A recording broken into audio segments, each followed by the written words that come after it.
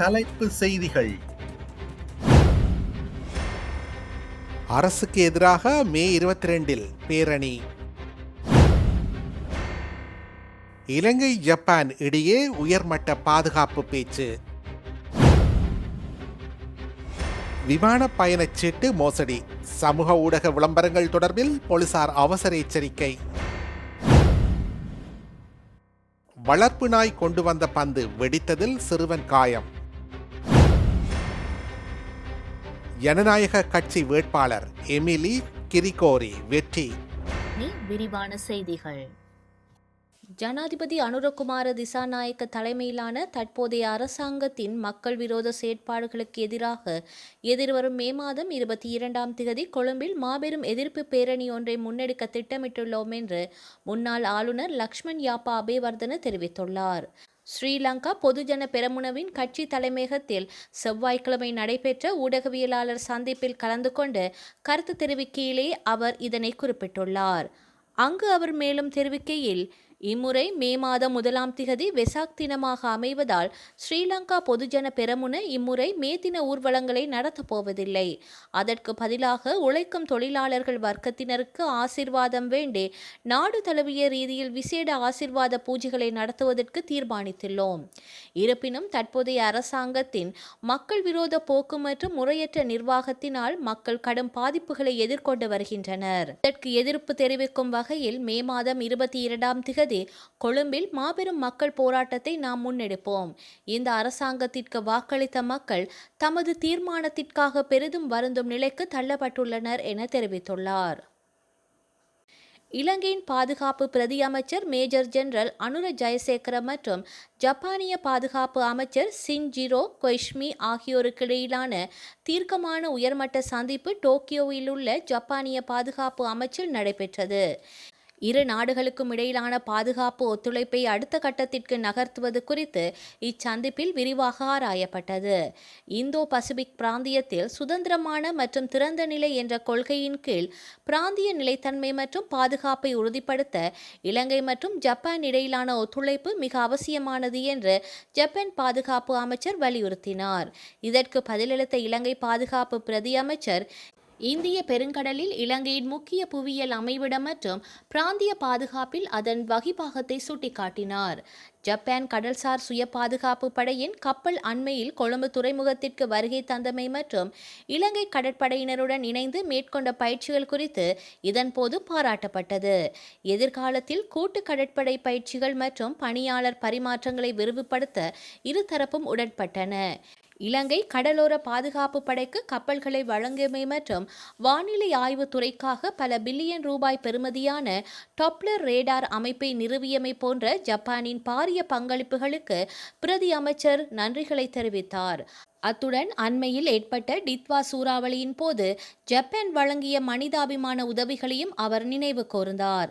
சர்வதேச சட்டங்கள் மற்றும் உடன்படிக்கைகளை மதித்து இலங்கையின் அணிசேரா நடுநிலை மற்றும் பக்கச்சார்பற்ற வெளியுறவு கொள்கையின் அடிப்படையில் ஜப்பானுடனான பாதுகாப்பு உறவுகளை மேலும் வலுப்படுத்த இலங்கை உறுதியாக இருப்பதாக பிரதி அமைச்சர் இதன்போது மீள உறுதிப்படுத்தினார். மேலும் மனிதாபிமான உதவி மற்றும் அனர்த்த நிவாரண திறன்களை மேம்படுத்தல் மற்றும் ஜப்பான் தேசிய பாதுகாப்பு கலாசாலை ஊடாக இலங்கையர்களுக்கு பயிற்சி வாய்ப்புகளை வழங்குதல் குறித்தும் இச்சந்திப்பில் இணக்கம் காணப்பட்டது. சமூக ஊடகங்கள் ஊடாக முன்னெடுக்கப்படும் விமான பயணச்சீட்டு மோசடிகள் குறித்து அவதானமாக இருக்குமாறு இலங்கை போலீசார் பொதுமக்களுக்கு அவசர எச்சரிக்கை விடுத்துள்ளனர்.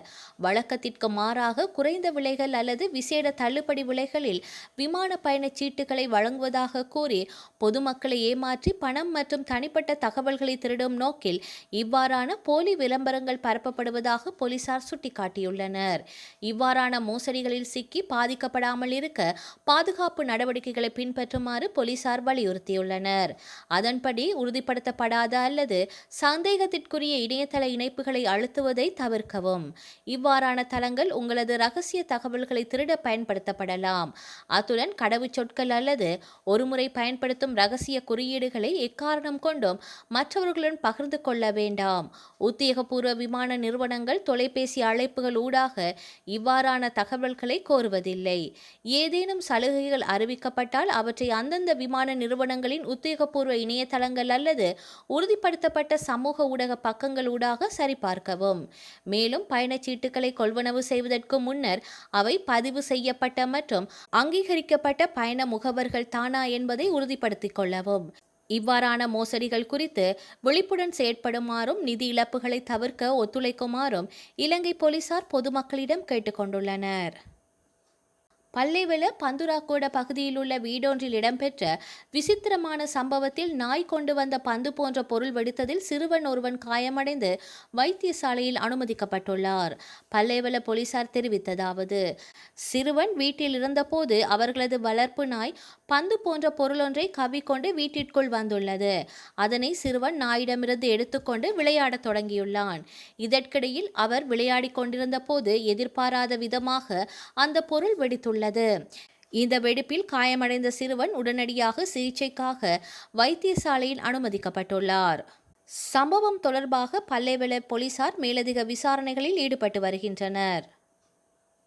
ஆட்கள் பதிவுத்துறையின் கணனி அமைப்பு நேற்று முதல் மீண்டும் செயலிழந்துள்ளதாக தெரிவிக்கப்பட்டுள்ளது.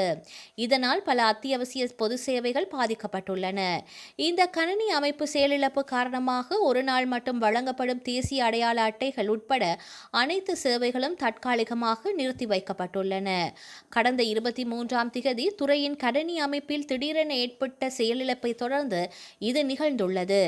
தொழில்நுட்ப சிக்கல்கள் சரி செய்யப்பட்டு 24ஆம் திகதி காலை 11 மணி முதல் சேவைகள் மீண்டும் தொடங்கப்பட்ட போதிலும் சில நாட்களுக்குள் கணினி அமைப்பு மீண்டும் செயலிழந்துள்ளமை குறிப்பிடத்தக்கது.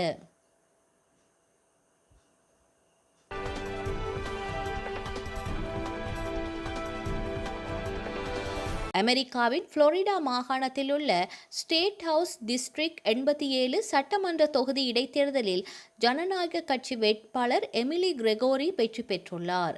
கடந்த மார்ச் மாதம் 24ஆம் தேதியன்று நடைபெற்ற இடைத்தேர்தலில் எமிலி கிரெகோரி தன்னை எதிர்த்து போட்டியிட்ட குடியரசுக் கட்சியின் ஜான் மெபிள்ஸை சுமார் 2.4% வாக்குகள் வித்தியாசத்தில் தோற்கடித்துள்ளார்.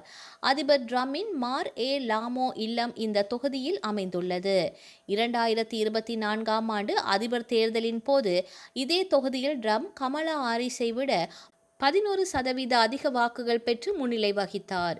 இதனுடன் நடந்த சட்டமன்ற தேர்தலில் வெற்றி பெற்று இத்தொகுதியின் பிரதிநிதியாக இருந்த மைக் கருசோ நீதிமன்ற அதிகாரியாக பொறுப்பேற்றதால் ஏற்பட்ட வெற்றிடத்தை நிரப்ப இந்த இடைத்தேர்தல் நடத்தப்பட்டது. ஐக்கிய அரபு அமீரகத்தின் அபுதாபியில் நேற்று ஈரான் நடத்திய ஏவுகணை தாக்குதலில் இந்தியர் ஒருவர் உட்பட 2 உயிரிழந்துள்ளனர். ஏவுகணையை ஐக்கிய அரபு அமீரகத்தின் வான் பாதுகாப்பு படை வெற்றிகரமாக இடைமறித்து அழித்த போதும் ஏவுகணையின் சில பாகங்கள் அபுதாபியின் ஸ்பீனோ சாலையில் விழுந்து விபத்து ஏற்பட்டுள்ளது. இதில் இந்தியர் ஒருவரும் பாகிஸ்தானியர் ஒருவரும் உயிரிழந்துள்ளதாக தெரிவிக்கப்பட்டுள்ளது. மேலும் எமிராட்டி, ஜோர்தான் மற்றும் இந்தியாவை சேர்ந்த 3 காயமடைந்துள்ளனர். அவர்களின் நிலைமை கவலைக்கிடமாக இருப்பதாக தற்போது தெரிவிக்கப்பட்டுள்ளது. மத்திய கிழக்கில் இந்த போரில் இதுவரை பலியான இந்தியர்களின் எண்ணிக்கை 7 உயர்ந்துள்ளது.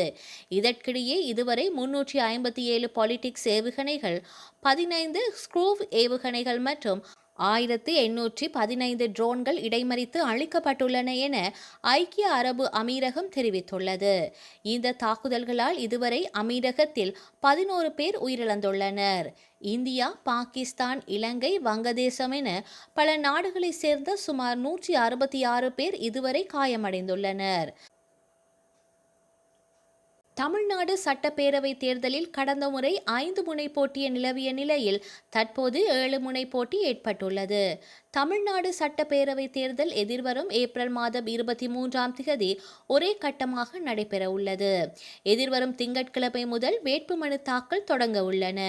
கடந்த 2021ஆம் ஆண்டு சட்டப்பேரவை தேர்தலில் திமுக தலைமையிலான மதசார்பற்ற முற்போக்கு கூட்டணி, அதிமுக தலைமையிலான தேசிய ஜனநாயக கூட்டணி, அமமுக தலைமையிலான கூட்டணி, மக்கள் நீதி மய்யம் தலைமையிலான கூட்டணி மற்றும் நாம் தமிழர் கட்சி என 5 முனை போட்டி ஏற்பட்டது. வரலாற்றில் இன்று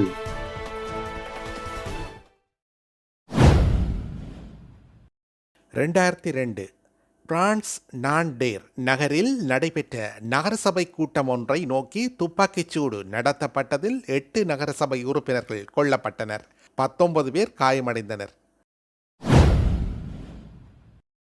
2009 இந்தோனேசியாவில் அணைக்கட்டு ஒன்று உடைந்ததில் 99 பேர் உயிரிழந்தனர். 2014 பிலிப்பைன்ஸ் அரசு மோரா இஸ்லாமிய விடுதலை முன்னணி போராளிகளுடன் அமைதி உடன்பாட்டை ஏற்படுத்தியது. 2016 லாகூர் குல்சன் அக்பால் பூங்காவில் உயிர்ப்பு ஞாயிற்று கொண்டாட்டத்தின் போது தற்கொலை தாக்குதல் நடத்தப்பட்டதில் 70 பேர் கொல்லப்பட்டனர். 300 பேர் காயமடைந்தனர். செய்திகளை உடனுக்குடன் தெரிந்து கொள்ள உடனே சப்ஸ்கிரைப் செய்து பெல் பட்டனை கிளிக் பண்ணவும்.